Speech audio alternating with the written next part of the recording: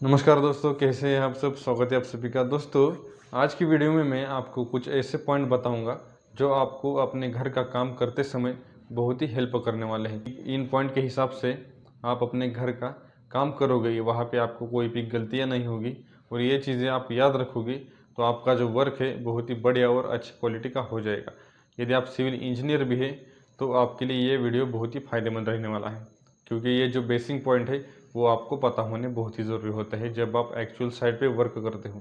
Okay, तो चलिए शुरू करते हैं आज का वीडियो। और यदि आप हमारे चैनल पे नए हैं तो चैनल को ज़रूर सब्सक्राइब कीजिएगा और बेल आइकॉन दबा दीजिएगा, ताकि इसी तरह की लेटेस्ट वीडियो जब भी मैं आपके लिए लाऊंगा उसकी नोटिफिकेशन आपको मिलती रहेगी। तो चलिए, सबसे पहला जो पॉइंट है वो है हमारे स्लैब का थिकनेस। जो हमारा रूफ होता है, जो स्लैब बोलते हैं उसे, उसका थिकनेस आपको कितना देना है, यानी जाड़ी। उसे आपको जो जाड़ी है वो कम से कम 5 इंच देनी पड़ती है। नॉर्मली हमारा जो स्लैब का साइज़ है 5 इंच और 6 इंच, ये दोनों में से होता है। कम से कम आपको याद रखना है, आपका जो स्लैब का थिकनेस है वो आपको 5 इंच देना है। जब आप अपने घर का नीचे का फ्लोरिंग का पीसीसी किया जाता है, जो आपका प्लिंथ लेवल होता है वहाँ पे, उसका थिकनेस आप जो है 3 इंच ले सकते हैं लेकिन हमारा जो स्लैब होता है उसका जो साइज़ है वो आपको 5 इंच लेना है, यानी थिकनेस। उसके बाद हम जान लेते हैं पैरापिट वॉल के बारे में। पैरापिट वॉल क्या होता है?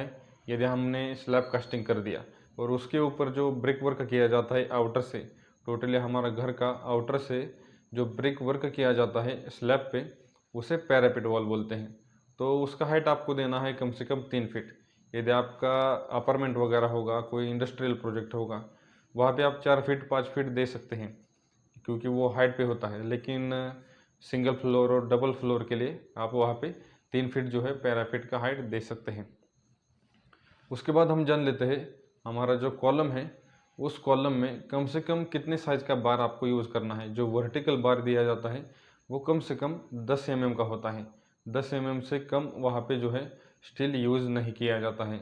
इसलिए याद रखें, कॉलम में 10 mm का स्टील हमेशा यूज़ करें जो भी आप अपने घर का कोई भी काम कर रहे हो। ओके, और उसके बाद जो हमारा कॉलम का साइज़ है उसके बारे में जानेंगे। कम से कम हमारा कॉलम का जो साइज़ है वो घर के लिए दिया जाता है, उसका साइज़ आपको कम से कम 9 इंच बाय 15 इंच लेना है।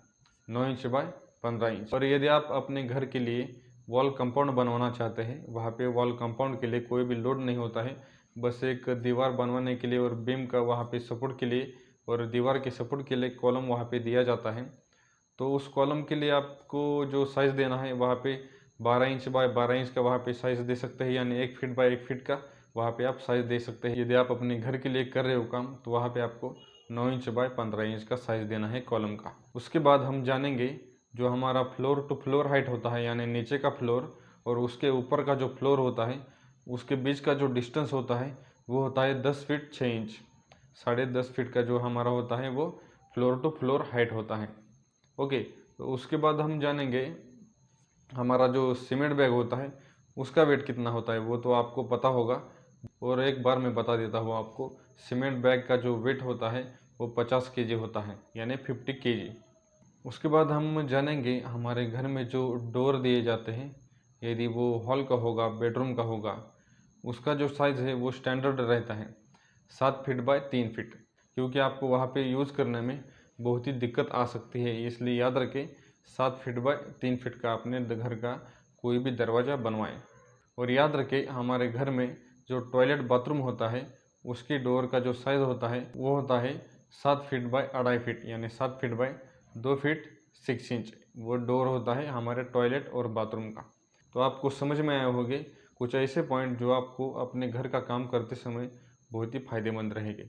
तो चलिए, आज के लिए बस इतना ही। मिलते हैं अगली वीडियो में एक नए टॉपिक के साथ। तब तक के लिए जय हिंद, वंदे मातरम।